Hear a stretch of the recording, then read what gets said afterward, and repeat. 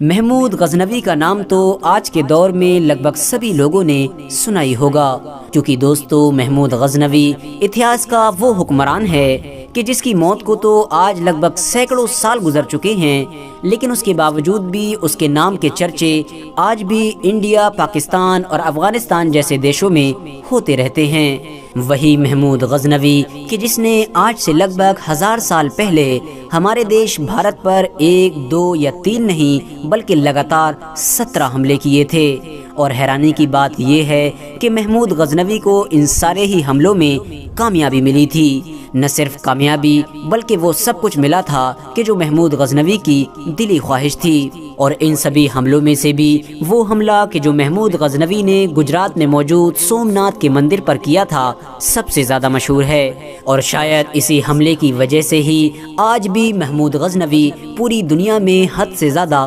مشہور ہے۔ دوستو محمود غزنوی کون تھا، کہاں سے تھا، کس دور میں تھا، اور آخر محمود غزنوی نے اپنی پوری زندگی کیسے گزاری تھی، یہی ساری چیزیں آج کی اس ویڈیو میں ہم آپ کو بتانے والے ہیں۔ ساتھ ہی ساتھ ہم آپ کو یہ بھی بتائیں گے کہ آخر محمود غزنوی سے جڑی سومناتھ کے مندر کی اس کہانی کی سچائی کیا ہے۔ اور آج کی اس ویڈیو میں آپ لوگ نہ صرف محمود غزنوی کی زندگی کے بالکل آخری پلوں کے بارے میں جانیں گے، بلکہ ساتھ ہی ساتھ ہم آپ کو افغانستان میں موجود محمود غزنوی کی قبر سے جڑے ایک ایسی راز کے بارے میں بتائیں گے کہ جسے سن کر آپ لوگ ضرور حیران ہو جائیں گے۔ تو دوستو سب سے پہلے تو ہم آپ کو یہ بتاتے چلیں کہ محمود غزنوی کی یہ کہانی شروع ہوتی ہے آج سے لگ بھگ 1100 سال پہلے، کہ جب آج کے دور کے ایران، افغانستان، پاکستان اور ازبیکستان جیسے دیشوں پر ایک مسلم سلطنت قائم تھی، جس سلطنت کو سامانید سلطنت کے نام سے جانا جاتا تھا۔ دوستو جب یہ سلطنت اپنے آخری دنوں میں کمزور ہونا شروع ہوئی تو اس کے لگ بھگ سارے ہی گورنروں نے اپنی اپنی آزادی کا اعلان کر دیا۔ اس سلطنت کا ایک گورنر کہ جس کا نام سبکتگین تھا اور جس کے انڈر میں غزنی کا علاقہ آیا کرتا تھا، اس نے بھی یہ حالت دیکھ کر اپنی آزادی کا اعلان کر دیا، اور اس طرح سے سبکتگین نام کے اس عام گورنر نے اپنی ایک چھوٹی سی سلطنت کی بنیاد رکھی، جو آگے چل کر پورے اتہاس میں غزنوی سلطنت کے نام سے مشہور ہوئی۔ اور یہی وہ سبکتگین تھا کہ جس کے بیٹے کو آج پوری دنیا محمود غزنوی کے نام سے جانتی ہے۔ دوستو جس دور میں سبکتگین نے غزنی سلطنت کی گدی سنبھالی تھی، اس دور میں محمود غزنوی کی عمر بہت کم تھی۔ یہی وجہ ہے کہ سبکتگین نے شروع سے ہی اپنے بیٹے کی جنگی تربیت پر فوکس کیا، کیونکہ سبکتگین چاہتا تھا کہ جس چھوٹی سی سلطنت کی میں نے بنیاد رکھی ہے، اس سلطنت کو میرا بیٹا اپنی محنت اور ہوشیاری کے بلبوتے پر اتنی اونچائیوں تک لے کر جائے کہ آنے والے دور میں میری سلطنت اتہاس میں ہمیشہ ہمیشہ کے لیے مشہور ہو جائے۔ اور یقیناً محمود غزنوی بھی اپنے والد یعنی فادر کی امیدوں پر کھرا اترنا چاہتا تھا۔ یہی وجہ ہے کہ اتہاس کار لکھتے ہیں کہ 20 سال کی عمر ہونے تک محمود غزنوی اتنا زیادہ قابل ہو چکا تھا کہ کوئی بھی بڑے سے بڑا فوجی بھی اس سے مقابلہ نہیں کرنا چاہتا تھا، بلکہ تاریخ پنجاب میں تو یہ بھی لکھا گیا ہے کہ محمود غزنوی جنگ میں جن ہتھیاروں کو استعمال کیا کرتا تھا، ان ہتھیاروں کو کوئی دوسرا عام فوجی استعمال نہیں کر پاتا تھا، کیونکہ وہ ہتھیار حد سے زیادہ بھاری ہوا کرتے تھے۔ دوستو اب دھیرے دھیرے محمود غزنوی نے اپنے فادر کے ساتھ لگ بھگ سبھی جنگوں میں شامل ہونا بھی شروع کر دیا تھا، لیکن دوستو محمود غزنوی کی زندگی کا سب سے بڑا امتحان اس وقت ہوا کہ جب سبکتگین نے اپنے پڑوسی راجا کی سلطنت پر حملہ کیا، اور یہ پڑوسی راجا کوئی اور نہیں بلکہ ہمارے دیش بھارت کا راجا تھا، جس کو آج کے دور میں ہم سب لوگ جے پال کے نام سے جانتے ہیں۔ سبکتگین کے حملے کے جواب میں جے پال بھی ایک بڑی فوج لے کر مقابلے کے لیے نکل پڑا۔ دونوں فوجوں میں بڑی زبردست جنگ ہوئی، اور اس جنگ میں محمود غزنوی نے بھی اپنے آپ کو ثابت کرنے میں کوئی کسر نہیں چھوڑی۔ لیکن دوستو جے پال کی فوج کے ساتھ سب سے زیادہ پریشانی کی بات یہ تھی کہ جس علاقے میں یہ جنگ لڑی جا رہی تھی وہ حد سے زیادہ ٹھنڈا علاقہ تھا، اور جے پال کی فوج میں زیادہ تر سینک ایسے تھے کہ جو ٹھنڈ برداشت کرنے کی قابلیت نہیں رکھا کرتے تھے، جس کی وجہ سے جے پال کی فوج محمود غزنوی کی فوج کے سامنے زیادہ دیر نہ ٹک سکی اور مجبوراً جے پال کو سبکتگین سے یہ درخواست کرنا پڑی کہ آپ 10 لاکھ درہم کے بدلے ہم لوگوں سے صلح کر لیجئے۔ سبکتگین اس بات پر فوراً راضی ہو گیا،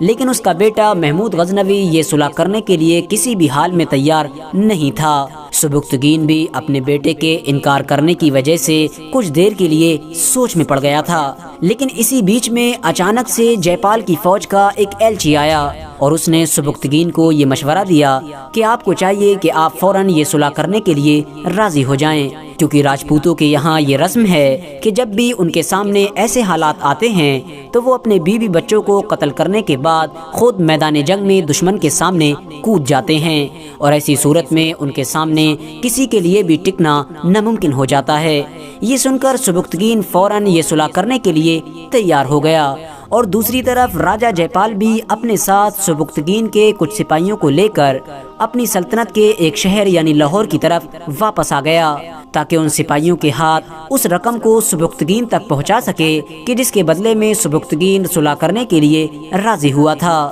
لیکن دوستو، لاہور پہنچتے ہی راجہ جے پال نے فوراً ان سبھی سپاہیوں کو قید کر دیا اور ایک بار پھر سے سبکتگین سے جنگ کرنے کے لیے نئی طریقے سے تیاری کرنے لگا، اور قسمت سے اس بار جے پال اپنے ساتھ دلی، اجمیر جیسی ہندوستان کی اور سلطنتوں کی فوج کو بھی اپنے ساتھ ملانے میں کامیاب ہو گیا، جس کی وجہ سے اب جے پال کی فوج لگ بھگ 1 لاکھ کا آنکڑا پار کر چکی تھی۔ جب یہ فوج سبکتگین کے مقابلے کے لیے پہنچی تو سبکتگین کے ہوش اڑ گئے، کیونکہ سبکتگین کے پاس تو اس 1 لاکھ کی فوج سے مقابلہ کرنے کے لیے بہت چھوٹی سی فوج تھی۔ اسی لیے سبکتگین نے بڑا لمبا سوچ وچار کرنے کے بعد اپنے بیٹے کے ساتھ مل کر ایک نیا پلان بنایا، اور اس نے اپنی پوری فوج کو کئی حصوں میں بانٹ دیا، اور اس کے بعد جے پال کی بڑی فوج میں صرف ان جگہوں کو تلاش کرا کہ جو سب سے زیادہ کمزور تھیں، اور پھر جے پال کی فوج پر ڈائریکٹ حملہ کرنے کی بجائے اپنی چھوٹی چھوٹی ٹکڑیوں کے ذریعے سے ان کمزور جگہوں پر ہی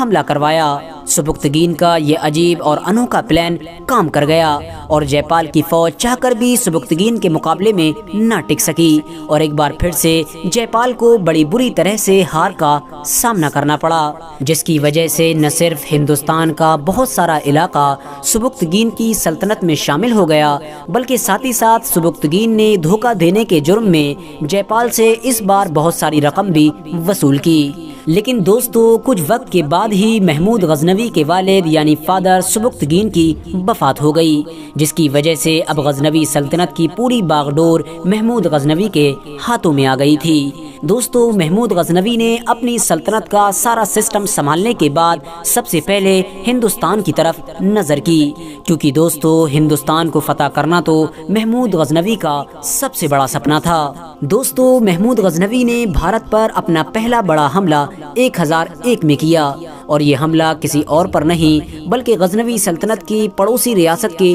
راجہ کے اوپر تھا، وہی راجہ کہ جو محمود غزنوی کا پرانا دشمن بھی مانا جاتا تھا، جس کو ہم اور آپ لوگ راجہ جے پال کے نام سے جانتے ہیں۔ اور محمود غزنوی ایک بار پھر سے اپنے اور اپنے والد کے پرانے دشمن کو ہرانے میں بھی کامیاب ہو گیا تھا، نہ صرف ہرانے میں بلکہ ساتھ ہی ساتھ راجہ جے پال کو اس کے سپاہیوں نے زندہ پکڑ بھی لیا تھا۔ لیکن محمود غزنوی نے ایک بار پھر سے ایک موٹی رقم وصول کرنے کے بعد جے پال کو زندہ چھوڑ دیا تھا۔ لیکن دوستو، راجہ جے پال نے زندہ چھوٹ جانے کے بعد ایک عجیب کام کیا، اور وہ عجیب کام یہ تھا کہ راجہ جے پال نے شرم کی وجہ سے اپنے آپ کو ایک چتا میں جلا کر خودکشی کر لی، جس کی وجہ سے اب راجہ جے پال کی بچی ہوئی ریاست کی باغ ڈور اس کے بیٹے یعنی آنند پال کے قبضے میں آ گئی تھی۔ آنند پال اپنے والد یعنی فادر جے پال کی موت کی وجہ سے بہت زیادہ غصے میں آ چکا تھا، جس کی وجہ سے وہ کسی بھی حال میں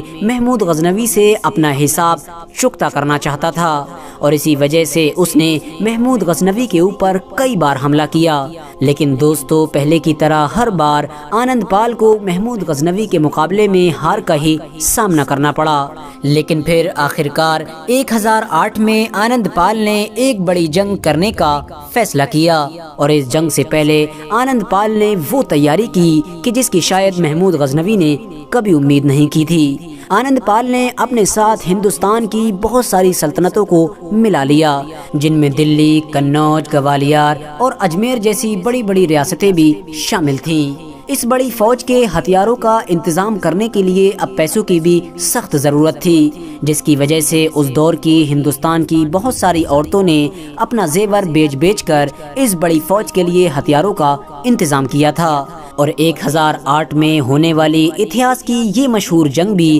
پشاور کے ایک علاقے میں ہی لڑی گئی تھی۔ دوستو شروع میں تو اس جنگ میں آنند پال کی فوج کا پلہ بہت بھاری لگ رہا تھا، اور بالکل ایسا محسوس ہونے لگا تھا کہ مانو کچھ دیر کے اندر ہی آنند پال کی فوج جیت جائے گی، لیکن پھر اچانک سے ایک ایسا حادثہ ہوا کہ جس کی وجہ سے نہ صرف پوری جنگ کا پاسا پلٹ گیا، بلکہ اگر یہ کہیں کہ پورے ہندوستان کے اتہاس کا ہی پاسا پلٹ گیا تو شاید یہ کہنا غلط نہیں ہوگا۔ دوستو جنگ میں موجود وہ ہاتھی کہ جس کے اوپر آنند پال سوار تھا، وہ تیروں کی بارش اور حد سے زیادہ شور سن کر پاگل ہو گیا، اور جدھر منہ اٹھا ادھر کو بھاگنے لگا، جس کی وجہ سے آنند پال کی پوری بڑی فوج میں بھی بھگدڑ مچ گئی، اور ہر ایک کو یہ محسوس ہونے لگا کہ شاید ہمارے راجا جنگ چھوڑ کر بھاگ رہے ہیں، جس کی وجہ سے اب آنند پال کی پوری فوج بھی میدان جنگ چھوڑ کر بھاگ گئی، اور اس طرح سے محمود غزنوی کی جیت ہو گئی۔ اس بڑی جیت کے بعد محمود غزنوی نے مانو ہندوستان پر حملوں کی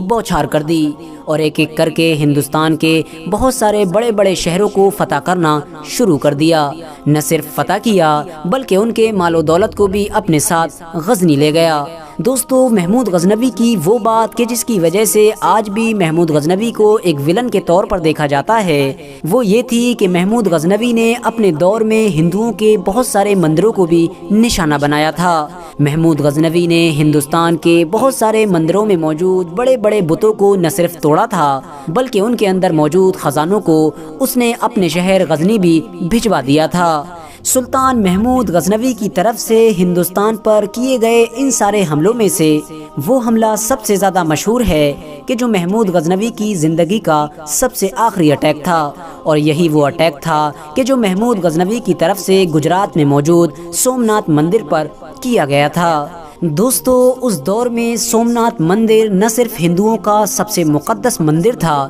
بلکہ ساتھ ہی ساتھ یہ ہندوستان کا سب سے امیر مندر بھی مانا جاتا تھا۔ اس کی امیری کے چرچے دنیا میں دور دور تک ہو چکے تھے۔ جس وقت محمود غزنوی اپنی پوری فوج لے کر سومناتھ مندر کے قریب پہنچا، اس وقت اس کی حفاظت لگ بھگ 5000 راجپوت فوجی کر رہے تھے، جن سپاہیوں نے لگ بھگ 3 دن تک محمود غزنوی کی فوج کا بڑی زبردست طریقے سے مقابلہ کیا، اور محمود غزنوی کو مندر کے اندر داخل نہیں ہونے دیا۔ لیکن دوستو جب تیسرے دن محمود غزنوی کو اس بات کا یقین ہو گیا کہ ان لوگوں کو ہرانا اتنا آسان نہیں ہے، تو محمود غزنوی اپنے گھوڑے سے نیچے اترا، اور نیچے اتر کر سب سے پہلے زمین پر ایک سجدہ کیا۔ اس کے بعد اپنے سپہ سالار کا ہاتھ پکڑ کر ایک ایسا نعرہ بلند کیا کہ جس کی وجہ سے پوری فوج میں جوش پیدا ہو گیا، اور اس جوش کی وجہ سے ہی بہت جلد ہی سومناتھ کا یہ مندر بھی فتح کر لیا گیا۔ اس جنگ میں سومناتھ مندر کی حفاظت کرنے والے زیادہ تر سپاہی مارے گئے،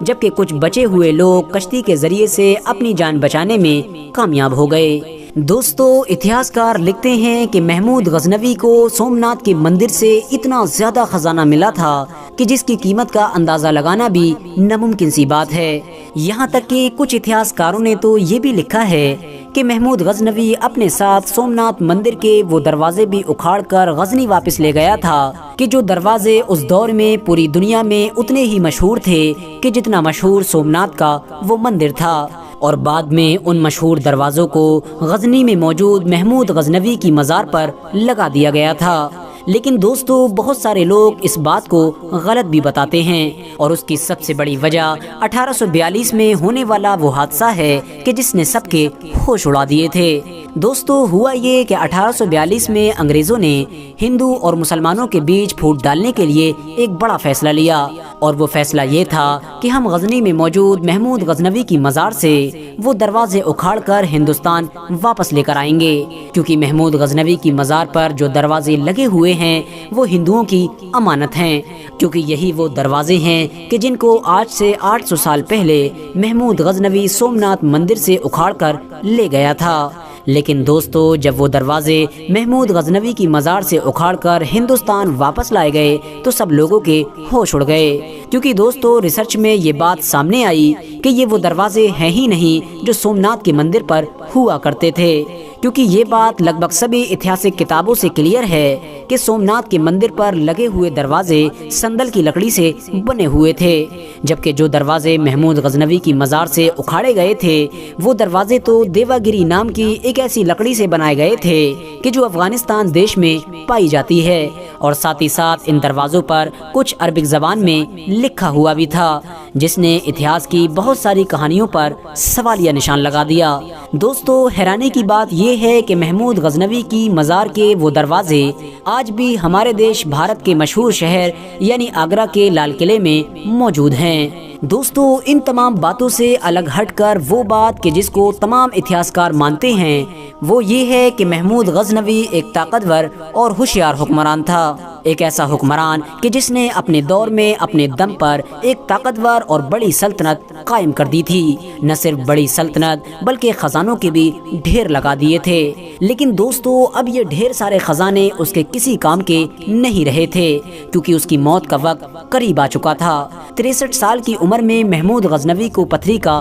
मर्ज हो गया था, जिसकी वजह से अब महमूद गजनवी बहुत ज़्यादा उदास रहा करता था, क्योंकि महमूद गजनवी को ये यकीन हो चुका था कि अब उसकी ज़िंदगी के आखिरी दिन चल रहे हैं। अपनी मौत से सिर्फ एक दिन पहले महमूद गजनवी ने अपनी फौज की परेड कराई। महमूद गजनवी खुद एक पलंग पर टेक लगाकर लेट गया था। उसके सामने से सबसे पहले उसकी 1 लाख की पैदल फौज और उसके बाद 50,000 की घुड़सवार फौज को गुजारा गया, और साथ ही साथ आखिर में लगभग 1300 उसके फौजी हाथियों को भी गुजारा गया। लेकिन दोस्तों वो ये मंजर देखकर बहुत ज़्यादा परेशान था और मन ही मन में रो रहा था, क्योंकि शायद महमूद गजनवी ये सोच रहा था कि उसकी ज़िंदगी भर की कमाई हुई दौलत अब शायद उसके किसी भी काम की नहीं रही है। आखिरकार 29 अप्रैल 1030 को 63 वर्ष की उम्र में महमूद गजनवी का इंतकाल हो गया। महमूद गजनवी की कब्र आज के दौर में अफगानिस्तान के गजनी शहर में